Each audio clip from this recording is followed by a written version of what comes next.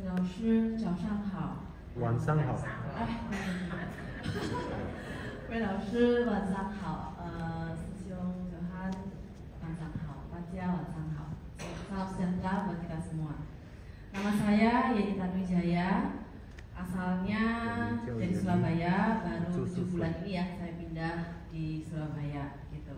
Nah awalnya saya kenal mitologi ini dari papa mama saya yang sudah ikut terlebih dahulu angkatan ketiga dan juga udah sampai advance gitu. Nah saat itu kalau tadinya saya tinggal di Tangerang. Nah setiap kali saya menyanjang pulang ke rumah orang tua, dengar saya mungkin agak sedikit batuk-batuk gitu ya, ataupun agak pusing gitu, papa saya selalu yang panggil saya, sini kamu tak terapi katanya gitu kan. Nah waktu itu saya bingung gitu kan, terapi apa sih? Dijelasin, di terapi juga gitu ya, tenggorokan saya, kepala saya dipegang gitu. Tapi waktu itu saya nggak ngerti. Yang saya paham hanya satu, papa sayang sama saya. Nah, papa sekarang udah nggak ada sih, di September 2019.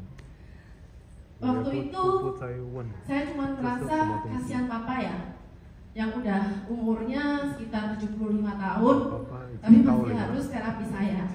Karena saya nggak paham logofitologi itu apa. Gitu ya. Tapi sebagai anak, karena papa sayang, ya saya ngikut aja. Nah itu sering gitu. Saya merasakan manfaatnya. Saya merasa lebih lega, nggak pusing, lebih ringan gitu ya. Tapi ya udah berlalu gitu aja. Sampai akhirnya saya ikut logofitologi ini gitu ya. Nah waktu ikut logofitologi ini juga karena saya itu lagi kondisinya capek. Karena background saya ini adalah psikologi. Kemudian juga terakhir jabatan saya kepala sekolah di sebuah sekolah nasional di Tangerang. Kemudian juga merangkap bergerak di bidang kesehatan, yang sukanya itu ngingetin orang untuk kita itu aware kesehatan. Bukan karena COVID baru kita itu minum makanan nutrisi seperti itu kan.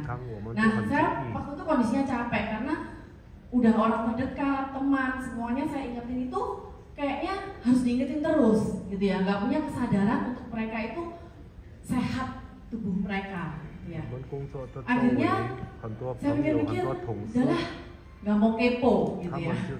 Terus saya mikir ya udah saya isi waktu saya dengan ikut logofitologi ini. Saya telepon mama, logofitologi itu kan saya tahu mama saya udah mulai baksos lagi di Malang, di Tidar. Terus saya tanya, kapan ada logofitologi? Kenapa kamu mau ikut? Ya, wah mama saya senang langsung gitu kan. Oh ya ini kebetulan ada, kamu daftar ya di Surabaya. Ya udah, waktu itu masih merasa, ya udahlah ada waktu, jamnya tepat, ikut aja gitu ya. Merasa 6 hari lumayan berat. Nah, karena saya tinggalnya di timur, harus ke barat nyetir sendiri gitu ya. Tapi waktu hari pertama saya masuk di logofitologi ini, saya langsung screening dulu nih gitu ya. Pertama-tama lihat Belause. Saya langsung merasa kayaknya ini yang saya cari. Gitu. Karena Belause pertama cerita tentang alam semesta. Ini adalah energi alam semesta di mana kita itu bisa menyalurkan untuk kesehatan, gitu ya. Nah, selama ini saya itu suka banget dengan menggunakan energi alam semesta. Misalnya nih, saya kasih tips sedikit gitu ya, boleh ya. Jadi misalnya kalau kita cari parkir hari weekend di mall, itu biasanya kan penuh ya. Saya suka menggunakan mindset saya yang positif. Saya masih gampang, saya masih langsung bisa parkir. Nah, itu memang selalu terjadi.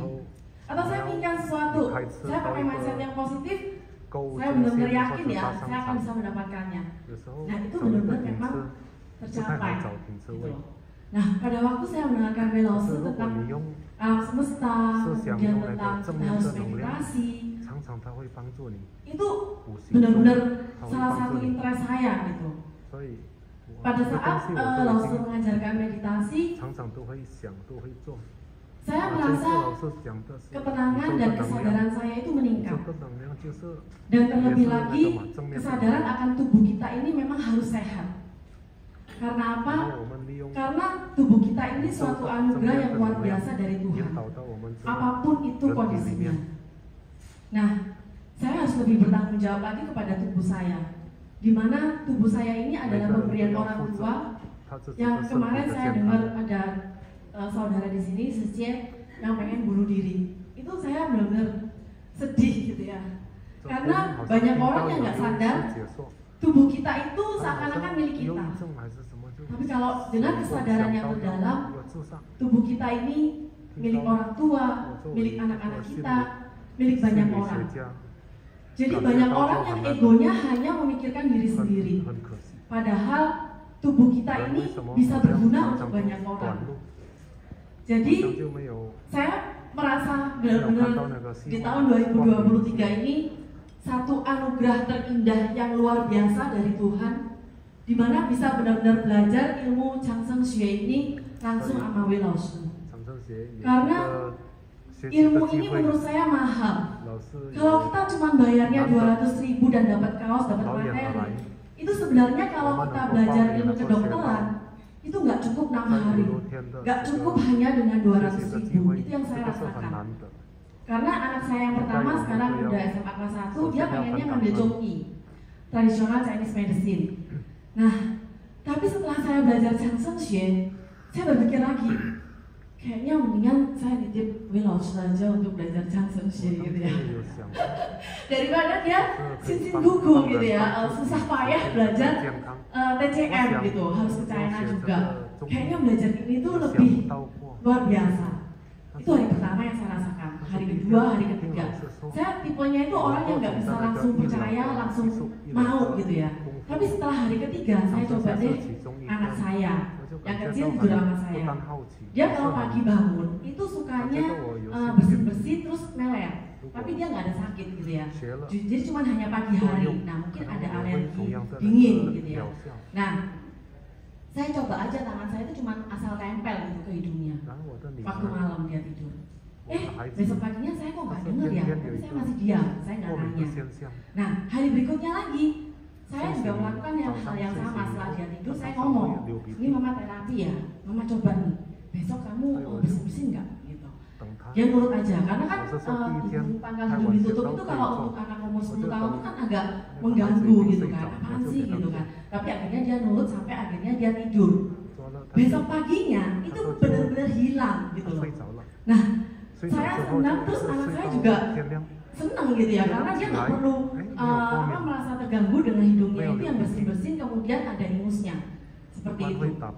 Nah, terus saya langsung waktu saat saya melihat hasilnya, saya itu merasa dejavu gitu. Dejavunya apa? Pada saat saya kecil itu mungkin udah bawaan gitu ya. Saya waktu kecil itu saya suka banget, udah kayak mungkin tentang segala sesuatu yang berhubungan dengan kesehatan. Jadi kadang-kadang saya suka misalnya mama sakit atau apa, saya pegang tempat yang sakit, pura-pura saya ambil, terus saya buang lempar jauh-jauh, udah sembuh kayak gitu. Nah itu pun sering saya lakukan sampai waktu saya kuliah. Saya belajar psikologi, tapi kalau ada yang teman saya pusing sakit ini mana sini, saya ambil, pura-pura itu saya benar ambil penyakitnya dari dalam tubuhnya, saya lempar jauh-jauh gitu ya. Nah itu mungkin sugesti gitu, tapi saya senang aja melakukan itu gitu ya. Nah, tapi pada saat saya mendengarkan anak saya ini sembuh, maksudnya sembuh itu pagi itu dia nggak ada ingus ya, itu saya langsung merasa ternyata memang ya tangan ini bisa loh. Jadi ini tuh keren ya gitu bagi saya. Jadi tangan itu cuma seperti lagu ya, tangan kita menjulurkan dan ternyata kita itu bisa membantu orang itu untuk lebih sehat. Dan lagi penjelasan Lao Shi, kalau kita sendiri dengan menterapi itu kita juga lebih sehat seperti itu. Jadi kayaknya wah ini bukan cuma angan-angan saya dulu ya, tapi hari ini kayaknya saya mendapat berkat itu. Dan saya yakin teman-teman semua atau sesiung-sesiung semua di sini juga mendapatkan berkat yang sama dengan apa yang saya alami. Nah, saya hanya berpikir hidup kita ini sudah diberkati. Kita selalu minta sama Tuhan untuk kita itu diberkati. Entah itu kesehatan, entah itu rezeki, entah itu apapun.